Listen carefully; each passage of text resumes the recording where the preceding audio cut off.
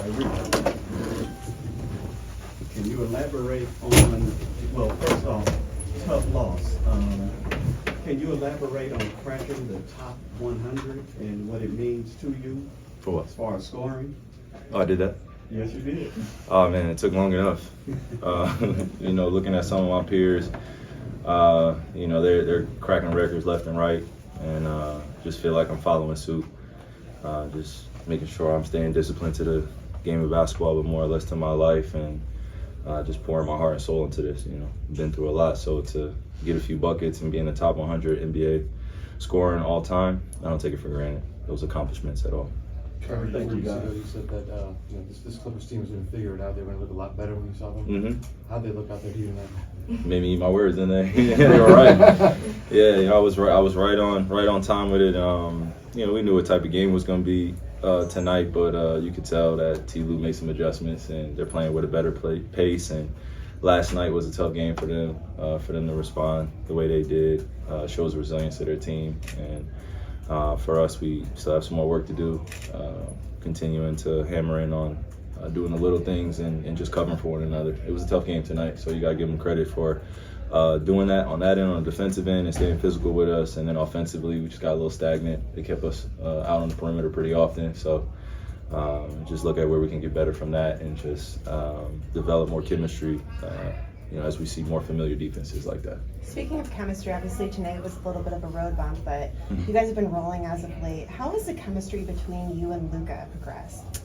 Man, I just think, we kind of know each other's spaces on the floor or spots on the floor, and we have the utmost respect for one another, but also we don't want to give each other confidence. And it's not just me and Luka, it's the whole entire team, but a lot of visibility is going to be on us and our leadership, so we relish in that responsibility. And he's been doing it here for the last 6 years, so me coming in and just being a valuable piece for the team and alongside him to alleviate some pressure, I feel like I'm doing a great job, but at the end of the day, I still feel like we can get better. And our chemistry will continue to develop the more pressure situations we're in and tougher teams we play. But we've had our fair share of tests, and I think we can evaluate that we've done well, but we can still do better.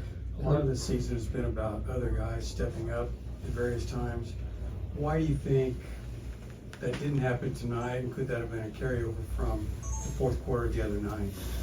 Man, no excuses. I don't know the exact reasons, but I can say that the Clippers made it tough tonight in that first quarter.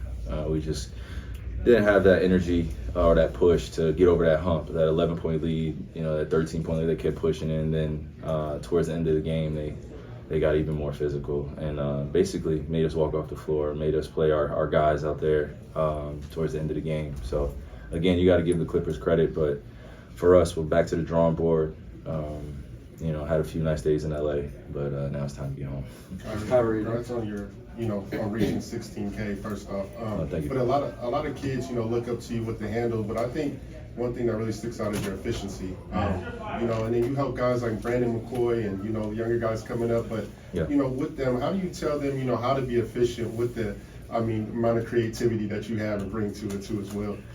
Well, I feel like I've been relatively efficient throughout my career, just looking at the numbers, but at the end of the day, all those shots that no one sees, all those moves that I practice when no one sees, that's what it's for. And I got a chance to be in the gym with Brandon and his pops. I got to meet them, and we played in the Drew League together. And I feel like I have a few youngins out there that I have great relationships with and their parents, and me and my family have done it. You're talking about reaching the pinnacle of the mountain, putting in a lot of hard work, a lot of sacrifices that no one really gets to appreciate or understand until your career's over. So I'm just grateful that I have some youngins that could pay it forward, and I know they're consistently watching me. So I don't take it lightly in terms of responsibility of being a young OG out here and helping them off the court more than on the court. And I think that's pretty much where I stand when I'm talking to them. It's just appreciate the life you have. Life is going to change. People around you are going to change. Don't let this money change you. Don't let this fame change you. Don't let anything in this business externally change you internally. Just continue to mature. And it's a heck of a life. You know, I can't say it enough. Being 19 years old and getting drafted to the NBA, you're in an adult world, a very mature world, and you're expected to be something of an image or something of what everyone else wants you. So I had to mature past those standpoints in my life, or those phases in my life. I had to outgrow them. So now that I'm able to speak on it and be vulnerable with them, I think it brings us closer together. So, and girls and boys, you know, and I see all of them. So. Hi, Kai. Russell Westbrook commented on how he respected everything that you stand for, and he's thankful for you supporting him in the league. How does that make you feel when you hear stuff like that? I'm grateful that I have that respect. You know, but I think it started off the court with a lot of those guys and a lot of my peers because, you know, if you look at even just this team right here, Kawhi's my draft class, PG's a year ahead. Russ is a few years ahead. I've been playing against these guys for a long time now. So we've had Team USA camps together. We've had, you know, series against each other. I've been teammates with a few of the guys, and I think you can see that you know, we have less time playing than we do more, some of us, and the times that we do get to compete against each other, we relish in it. But off the court, we see each other in the summertime, always wishing well for their families, always praying for them. So I appreciate the respect, and it goes both ways. So. You guys only got 21 games healthy with you, James, and KD, and always. What is that? So you, KD, and James Harden, always, you got like 21 games together in Brooklyn healthy. And it's always like a big what if. Even James talked about it a couple weeks ago. Yeah, man. Do you have a relationship with him? Do you ever think about how that could have gone differently at all? I mean, we could sit here and play the what if scenarios all day, bro. But you know, for me, even when James came to Brooklyn.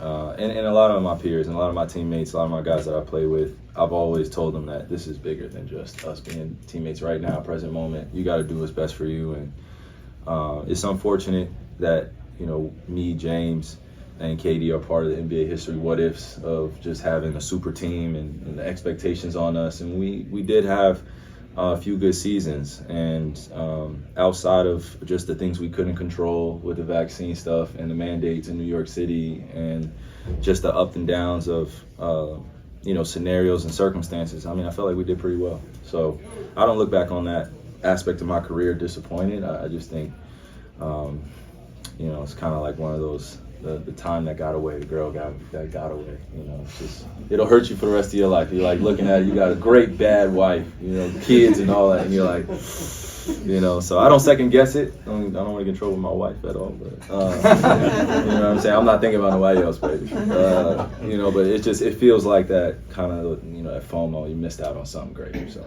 Hi, Kyrie. Many people love you not only because you are a basketball player, but how you constantly make your voice be heard outside of basketball. Mm-hmm. So you went to China this summer and with Anta as CCO for the brand. Mm-hmm. How does it make you feel seeing your vision being manifest into existence and feeling the love from the next generation of youth who you have inspired? Oh man, that's a great question. I appreciate the love I get here and also the love I get internationally.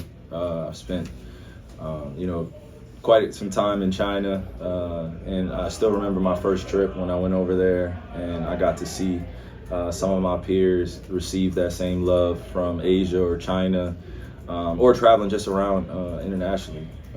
You know, it just goes to show you that basketball unites a lot of people, the sport unites a lot of people, and then also what we stand for off the court also unites a lot of people. So I don't take it lightly. Again, I don't take any of these moments for granted. I'm getting older in this league. I'm grateful I can still be healthy, still make impact out there, and still continue to get better. And I feel like the support system is growing with me. So just want to see it get bigger. And when I'm done playing this game, I can look back and say I did it my way. And I had some great you know, supporters along the way that were there for me from whatever year they came along. So.